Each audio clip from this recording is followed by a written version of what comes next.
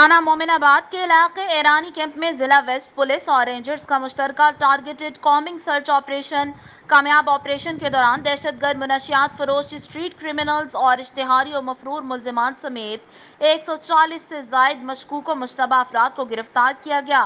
گرفتار 2 ملزمان تھانہ مومن آباد میں درج اقدام قتل کے مقدمے میں نامزد و مطلوب تھے۔ ملزمان سے 2 عدد رائفلز، 6 پسٹلز، بم ایمونیشن، بھاری تعداد میں چرس، آئس کرسٹل، ہیروئن، تیار غیر تیار گٹکا ماوا، تمباکو اور چوری چھینی گئی موٹر سائیکلیں برآمد کی گئیں۔ آپریشن سے قبل علاقے کے تمام داخلی و خارجی رستوں کو مکمل کارڈن کر کے سیل کر دیا گیا تھا۔